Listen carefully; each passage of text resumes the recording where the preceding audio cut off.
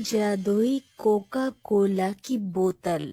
सलावत गांव में धनीराम और मोहन नाम के दो पिता पुत्र रहते थे। वो बहुत ही गरीब थे। जंगल में लकड़ियां काट कर अपना खर्चा चलाते थे। धनीराम और मोहन गरीब जरूर थे, पर मन के बहुत साफ थे। दोनों सुबह उठकर मंदिर जाते थे, निर्मल लोगों की मदद करते थे, हमेशा दूसरों की इज्जत भी करते थे। दोनों को भगवान पर बहुत भरोसा था कि एक दिन भगवान उनकी जरूर सुनेगा, क्योंकि लकड़ियां काट कर सिर्फ उन्हें 2 वक्त का खाना ही मिलता था।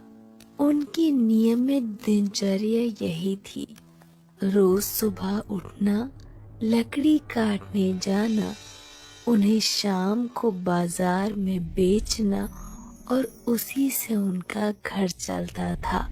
ऐसे ही कई दिन निकलते जा रहे थे।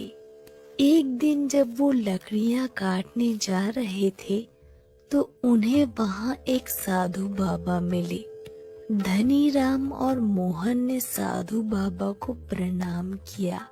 पलटने वाली है, जल्द ही किस्मत पलटने वाली है। क्या कहा बाबा जी? किसकी किस्मत पलटने वाली है? तुम्हारी किस्मत पलटने वाली है धनीराम। मैं चेहरा पढ़ सकता हूँ, किस्मत बता सकता हूँ। कहा बाबा जी? मैं तो गरीब हूँ और गरीब ही मर जाऊंगा। मेरी किस्मत में धन कहाँ? मेरी जिंदगी तो लकड़ियाँ काटने में ही गुजर जाएगी। तुम फिक्र मत करो धनीराम, ईश्वर तुम्हारी जल्द ही सुनेगा।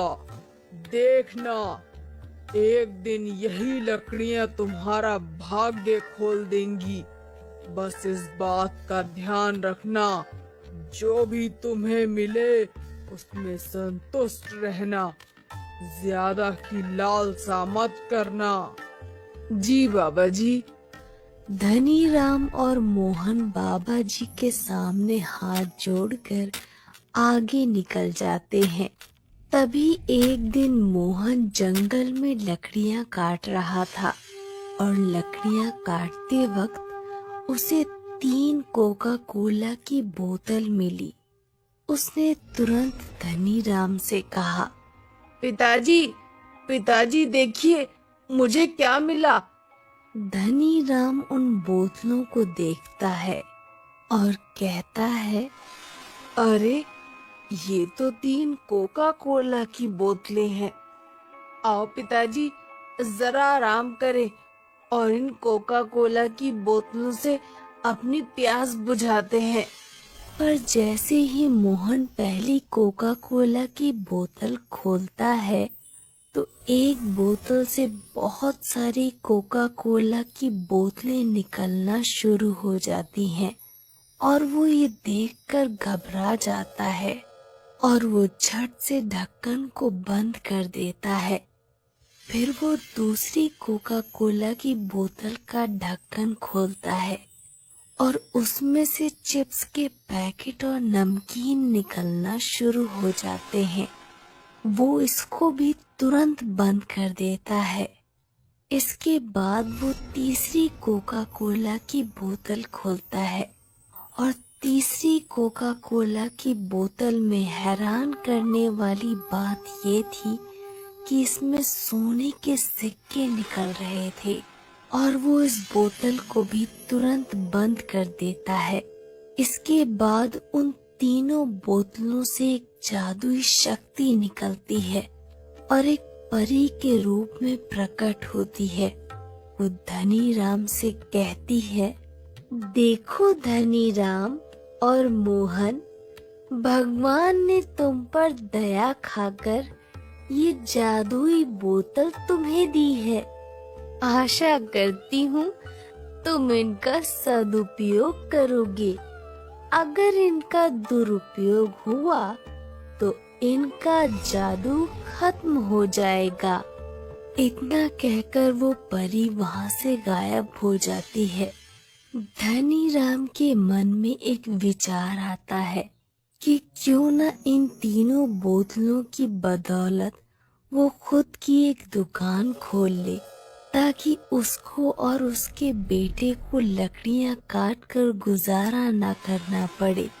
वो भगवान को शुक्रिया कहता है और रातों रात बहुत सारी कोका कोला की बोतलें और बहुत सारे चिप्स के पैकेट बना लेता है। उसकी रातों रात दुकान देखकर गांव वाले आश्चर्य में पड़ जाते हैं कि धनी राम एक दिन में इतना धनी कैसे हो गया। कल तक जो धनी राम लकड़ियां बेचकर गुजारा कर रहा था, वो रातों रात इतना अमीर कैसे हो गया। सब लोग जानना चाहते थे कि धनी राम के हाथों ऐसा क्या जादू लग गया है। आसपास के गांव में उसके नाम की चर्चा होने लगी।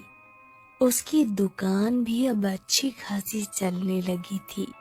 धनी राम सिर्फ दिन में एक बार बोतलों को खोलता, फिर जितनी भी कोका कोला की बोतलें और चिप्स निकालता, वो उन्हें दुकान पर बेचता और सोने के सिक्कों को एक अलमारी में रखता। पर उसका बेटा मोहन चाहता था, जब हमारे पास जादू की बोतलें हैं, तो क्यों ना हम जल्दी ही अमीर बन जाएं। हमने अपनी आधी जिंदगी लकड़ियां काटी है, तो क्या अभी आधी जिंदगी ये बोतलें बेचने में गुजार देंगे क्या? क्यों ना हम बहुत सारी कोका कोला की बोतल बनाएं और बहुत ज्यादा नमकीन बनाएं और ज्यादा से ज्यादा सोने के सिक्के बनाएं। ये बात उसने अपने पिता धनीराम से कही। पिताजी, क्यों ना हम उन बोतलों का सही उपयोग करें।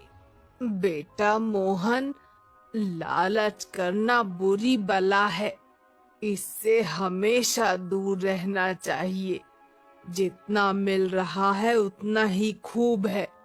आखिर हमारे पास पहले था ही क्या? इन जादुई बोतलों ने तो हमारी जिंदगी ही संवार दी है।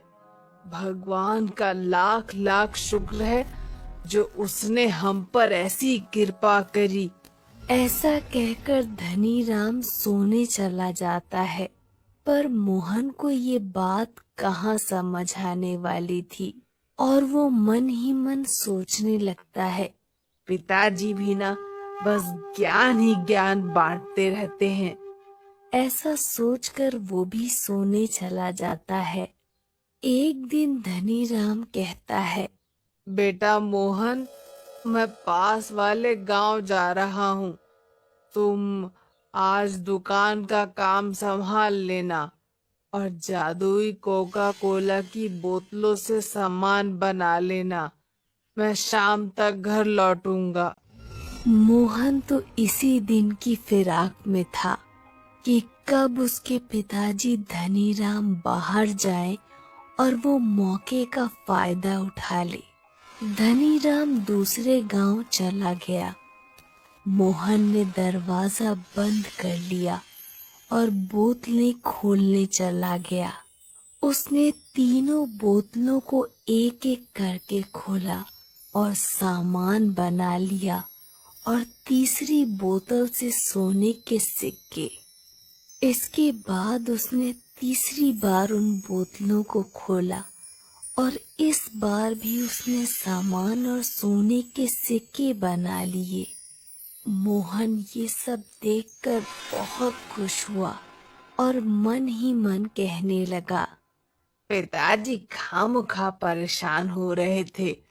मैंने कितने सारे सोने के सिक्के और कितना सारा सामान बना लिया है, वो भी एक दिन में। अरे ऐसे ही तो अमीर बना जाता है। पिताजी भी ना। मोहन का लालच बढ़ता जा रहा था। और वो चौथी बार उन बोतलों को खोलता है, पर इस बार उन बोतलों से कुछ भी नहीं निकला। और जो उनमें से कोका कोला की बोतलें और चिप्स निकलते थे और साथ ही साथ सोने के सिक्के जो निकला करते थे, वो भी अब गायब हो चुके थे। अरे बाप रे, ये क्या हो रहा है? ये कैसे हो गया? मेरा सारा सामान कहाँ चला गया? मेरे सोने के सिक्के वापस कहाँ चले गए? हे भगवान, ये क्या हो गया? अब हम क्या करेंगे? ऐसा कहकर मोहन रोने लगता है। इतने में धनीराम वापस आ जाता है और उसको सारा वाक्य पता चल जाता है। धनीराम और मोहन दोनों माथा पकड़कर बैठ जाते हैं और रोने लगते हैं।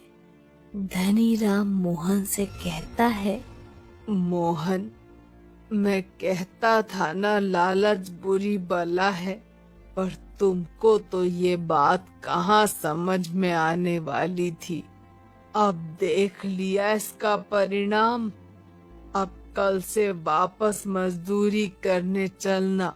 इसीलिए बड़े बुजुर्ग कह गए हैं कि लालच का फल हमेशा बुरा होता है। दोनों वापस अगले दिन से लकड़ियां काटना शुरू कर देते हैं और इस तरह से लालच उन दोनों को जहां से उन्होंने शुरू किया था वहीं पर लाकर वापस खड़ा कर देता है।